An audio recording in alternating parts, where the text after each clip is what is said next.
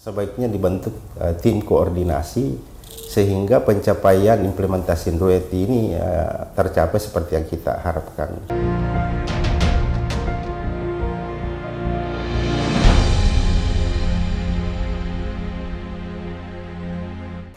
Assalamualaikum warahmatullahi wabarakatuh. Bertemu lagi dengan saya Andi Nurul Kadri tentunya di channel Kopel TV. Saat ini saya sudah bersama dengan Pak Anwar. Mungkin untuk lebih jelasnya siapa Pak Anwar ini mungkin bisa dijelaskan dulu kepada teman-teman Pak. Terima kasih. Assalamualaikum warahmatullahi wabarakatuh. Waalaikumsalam. Saya Anwar Madani, Jabatan Fungsional Perencana Ahli Madya, Bapelitbangda Provinsi Sulawesi Selatan. Nah, Pak Anwar, ada beberapa hal yang harus saya tanyakan ini terkait dengan pemanasan global yang terjadi saat ini tentunya. Nah, sebelumnya seperti yang kita ketahui bahwa dalam upaya mengurangi emisi gas rumah kaca yang menjadi biang pemanasan global, pemerintah pusat dan pemerintah daerah telah menyusun rancangan umum energi nasional dan daerah atau RUEN dan RUET. Nah, kalau boleh kita ketahui sampai sudah di mana posisi progres atau capaiannya sendiri, Pak? Kami dari pemerintah Provinsi Sulawesi Selatan, beberapa kegiatan RUET yang berjalan baik di 2022-2023 itu diantaranya memfasilitasi penyediaan lahan untuk pembangunan pembangkit tenaga listrik, membangun infrastruktur ketenaga listrikan yang berbasis EBT seperti lampu tenaga listrik hemat energi, penerangan jalan umum, tenaga surya, dan roadmap pada bangunan-bangunan di perkotaan. Kemudian memfasilitasi pembangunan beberapa kawasan industri di beberapa kabupaten kota di Sulawesi Selatan, penyempurnaan peraturan daerah tentang pajak air dan air permukaan, sosialisasi rasio elektrifikasi menuju 100% dengan capaian kondisi existing Sulawesi Selatan itu sudah 99,99%. Dan yang terakhir memonitoring pembangkit dalam rencana usaha penyediaan tenaga listrik di Sulawesi Selatan. Seperti itu, Bu. Nah, terkait RUET tadi, Pak, katakanlah bahwa implementasi kebijakan RUET ini masih lambat. Tentunya perlu didukung oleh semua pihak. Nah, menurut Bapak sendiri apa yang semestinya atau seharusnya dilakukan oleh semua pihak ini agar kolaborasi antar stakeholder dan OPD yang terkait ini bisa terjalin? Seperti kita ketahui bahwa peraturan daerah RUET di Provinsi Selatan itu nanti diundangkan di tanggal 15 Maret 2021 dengan nomor Perda nomor 2 tahun 2021. Hal ini menjadikan dokumen RUET ini memang masih baru di kalangan stakeholder.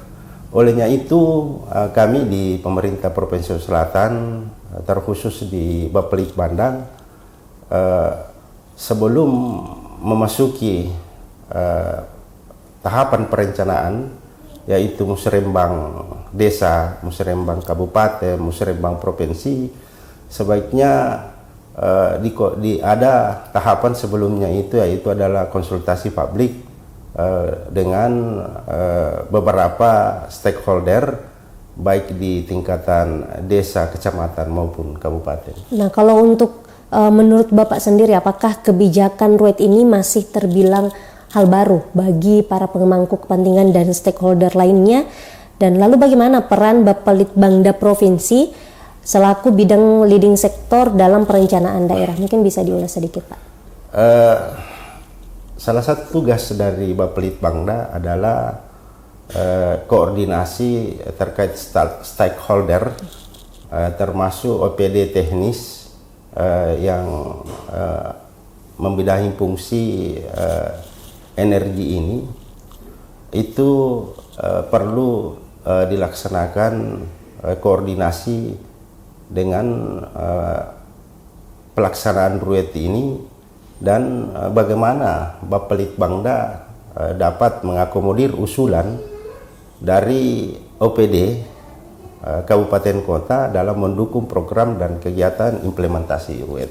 Nah, untuk kemudian kalau menurut Bapak, apa yang mendesak yang harus dikerjakan sehingga percepatan implementasi kebijakan RUET ini dapat realistis dan terukur sehingga tercapai apa yang kita harapkan?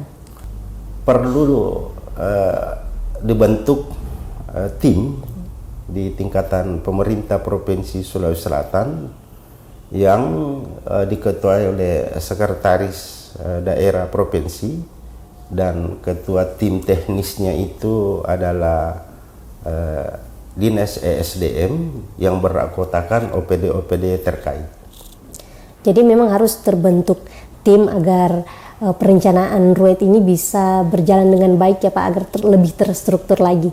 Ya seperti itu Bu. Ya, karena ini tidak bisa RUET ini melibatkan beberapa OPD yang tentunya sebaiknya dibentuk tim koordinasi sehingga pencapaian implementasi RUET ini tercapai seperti yang kita harapkan. Semoga saja bisa tercapai sesuai dengan kita harapkan tentunya Pak. Insya Allah. Nah, boleh jadi ada hambatan atau kendala yang dialami para pemangku kepentingan atau stakeholder dalam implementasi RUET. Seperti apa, boleh dijelaskan Pak?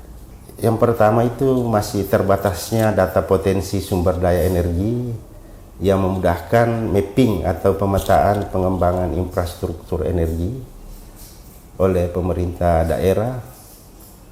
Kemudian bagaimana bisa memudahkan analisa pihak swasta, stakeholder terkait dalam melakukan investasi, sehingga apa yang kita harapkan dalam potensi sumber daya ke depan itu bisa maksimal di pemerintah Provinsi Sulawesi Selatan.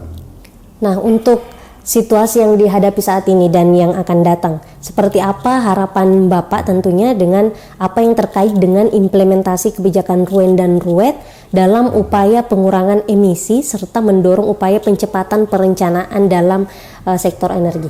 Untuk mempercepat percepatan perencanaan daerah dalam sektor energi, itu pemerintah daerah Provinsi Sulawesi Selatan itu mengharapkan ada mandatori kebijakan pemerintah pusat, apakah melalui Kemendagri atau Inmendagri. Dokumen RUET ini menjadi salah satu syarat dalam penyusunan dokumen RPJMD gubernur terpilih. Dan selanjutnya